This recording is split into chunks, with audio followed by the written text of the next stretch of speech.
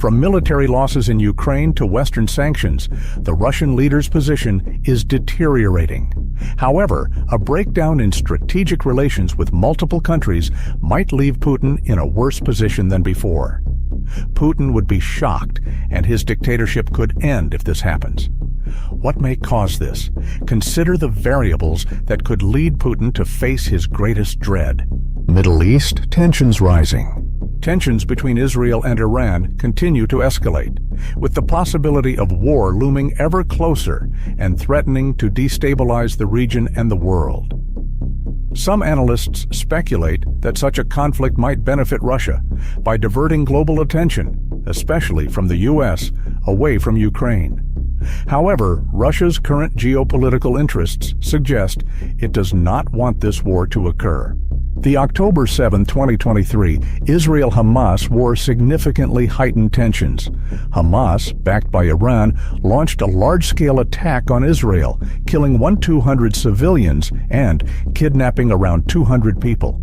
Israel retaliated with devastating strikes on Gaza, exacerbating the regional humanitarian crisis.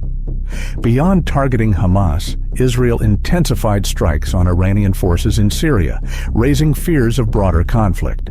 Key escalations included an Israeli airstrike on December 25, 2023, that killed high-ranking Iranian military official Razi Mousavi near Damascus. Another strike on January 20, 2024, eliminated Sadegh Omidzadi, a general and intelligence director of the Quds Force in Syria, along with several other Iranian officials. Further strikes on April 1, 2024, targeted positions near the Iranian embassy in Damascus, killing 16, including senior IRGC members. These actions severely impacted Iran's military leadership in Syria, prompting threats of retaliation. Supreme Leader Ali Khamenei vowed punishment, warning, "We will make them regret this and other crimes." Such developments highlight a precarious situation that Russia, despite potential strategic distractions for the West, is unlikely to welcome under current conditions. International military mobilization and response.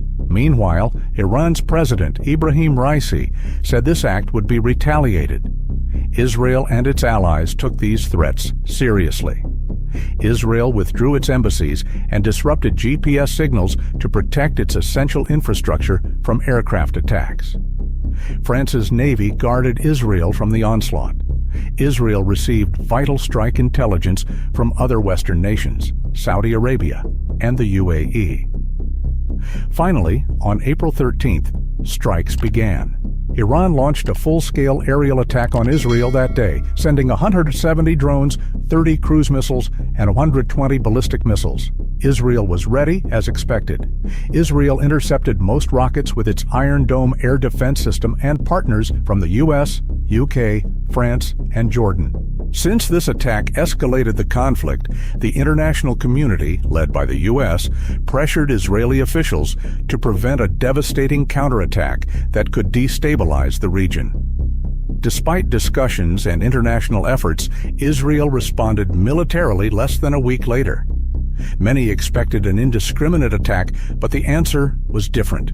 Instead, Israel hit Iranian installations near Isfahan International Airport with strategically targeted attacks.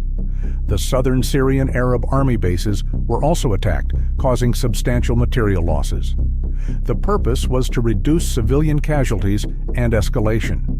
The strategy was to send a strong message and prevent the conflict from spreading to the region. Over the next 3 months, tensions lessened as Israeli activity was less fierce than expected. At the end of July, Hamas leader Ismail Haniyeh was in Tehran for a major event. After an Israeli attack killed Hezbollah leader Fuad Shakur in Beirut, tensions rose again.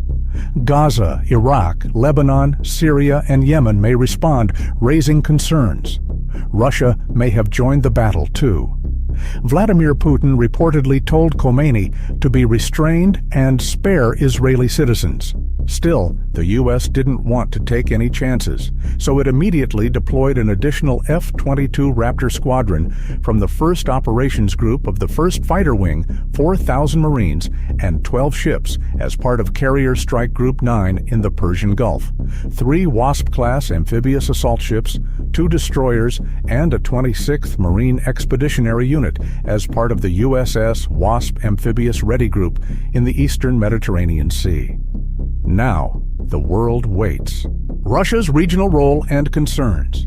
Everyone wonders if these massive military deployments will deter further aggression or if they will lead to a larger confrontation, which the UN predicts will be a catastrophe.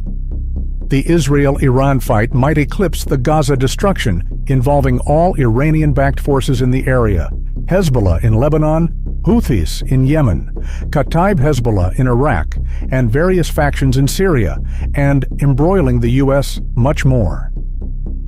Given this, a question emerges. How could this help Russia? The answer is easy. Dysfunction fuels Russia. According to Ukraine's President Volodymyr Zelensky, Russia wants to start a conflict in the Middle East to undermine world unity, deepen dissension and contradictions, and help Russia destroy freedom in Europe. As mentioned, this fight would divert resources and global attention from the Ukraine war. Putin would have free rein to expand his position in Ukraine and elsewhere. It's not a clear win for Russia. The diversion would temporarily relieve Moscow, but Middle East unrest might expose Russia's vulnerabilities. If you don't follow global politics, Russia's Middle East involvement may surprise you. Some political analysts dismiss Russia's lengthy history and complex relationships in the region, accepting its 1990s disengagement from the Middle East as normal. Russia is back in the Middle East and has used local tensions for over a decade to enhance its influence. Russia utilized the Libyan civil war to gain a foothold and make Libya one of its closest Arab friends. As for the Syrian civil war, Russia's intervention saved President Bashar al-Assad's regime from defeat, despite 19 160 combat missions and 71,000 aerial strikes that killed many civilians and destroyed many. Russia began new Middle Eastern partnerships after using its success in Syria as a negotiation chip. It aimed for the Persian Gulf Arab states to become a better and more reliable U.S. partner. Russia's offers appealed to several of these nations. Consider Egypt. Despite his longtime commitment to Washington, the U.S. cut ties with former President Hosni Mubarak when difficulty arose. Russia, however, organized joint naval exercises and built a $30 billion nuclear reactor in Egypt with the new government. Just one example, Russia has long sought to replace the U.S. as a Middle East power broker. It only had a chance to achieve this because the U.S. overextended itself in the Middle East for 2 decades. Previously, the U.S. had over 100,000 troops in Afghanistan and 160,000 in Iraq. Russia never took equivalent steps, but it took advantage of the distractions and resource drain produced by these massive American military commitments. Russia believed U.S. interventionism and regime change caused regional instability and vacuums. Russia's strategy of leveraging regional tensions and supporting despotic regimes weakened the area, as it became evident. Russia's activities worsened chaos, aggravated conflicts, and entrenched power struggles in the Middle East, endangering long-term stability. If Israel-Iran fought, it would unleash immense instability under the surface. Russia fears an Israel-Iran clash for other reasons. Russia can't capitalize on regional turmoil just now. Even if it wanted to be the omnipotent power broker and mediator, its existing entanglements and vulnerabilities in Ukraine and elsewhere make it difficult to manage or gain from such a big change. Russia could not intervene in the Nagorno-Karabakh conflict due to the Ukraine war. Russia has mediated the long-running Nagorno-Karabakh issue between Armenia and Azerbaijan. Moscow had mediated ceasefires and peace deals to stabilize the South Caucasus and maintain the power balance. Then, Russia invaded Ukraine. Russia shifted most of its resources to Ukraine after this invasion.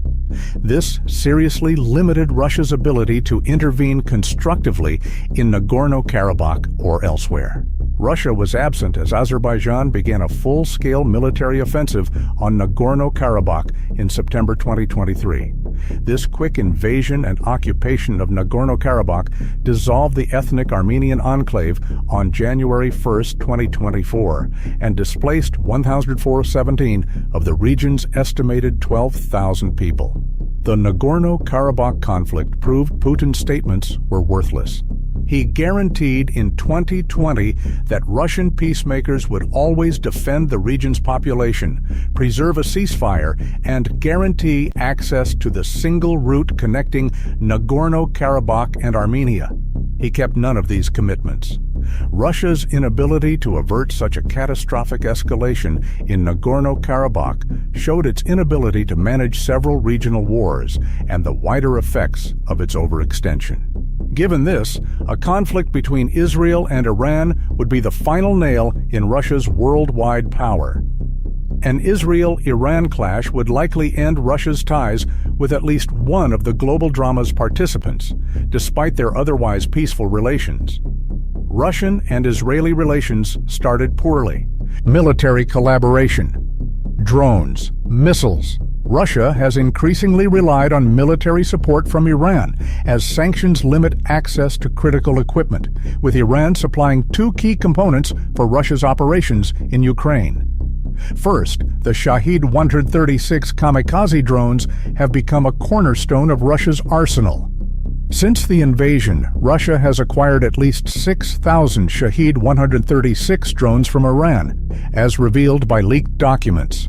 These drones, priced between $20,000 and $50,000 but costing Russia $193,000 each, offer a unique blend of affordability, simplicity, and lethality. Each drone carries a warhead weighing 60 to 110 pounds, causing significant destruction. By December 2023, Russia had launched 3,700 kamikaze drones in Ukraine, with Russian operators trained by Hezbollah and the Iranian Revolutionary Guards in Syria. Second, in February 2024, Iran supplied Russia with 400 surface-to-surface ballistic missiles, including the Fateh 110 and Zulfiqar systems, capable of ranges up to 435 miles. By August 2024, Iran had committed to delivering more ballistic missiles under a December 2023 agreement, including the Fateh 360 system, which has a range of 75 miles and a warhead capacity of 330 pounds. Russian specialists trained in Iran to operate these systems, enabling them to target closer-range threats in Ukraine while reserving longer-range missiles for strategic objectives. Beyond military aid, the Iran-Russia alliance includes economic and financial cooperation. Russia has promised Iran Sukhoi Su-35 fighter jets, Mi-28 attack helicopters, and Yak-130 jet trainers to bolster Iran's aging air force. In March 2022, Iran agreed to purchase 20 million tons of wheat, corn, and vegetable oil from Russia. A trade corridor spanning 1,800 miles to bypass international sanctions was announced in December 2022.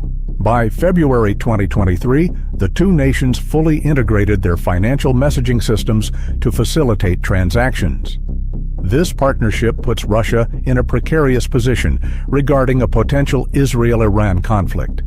Should tensions escalate, Iran may divert resources to its defense, cutting off critical supplies to Russia. This creates a lose-lose scenario for Putin, as supporting Iran risks deeper entanglement while remaining neutral, jeopardizes essential Iranian aid. The nation doesn't want that, you think? Are Israel and Iran about to fight? Will it harm Russia's already weakened state? Comment your ideas below. See who wins if Israel and Iran go to war. Thanks for watching our video. Please like, share, and subscribe to our channel. Goodbye, and see you.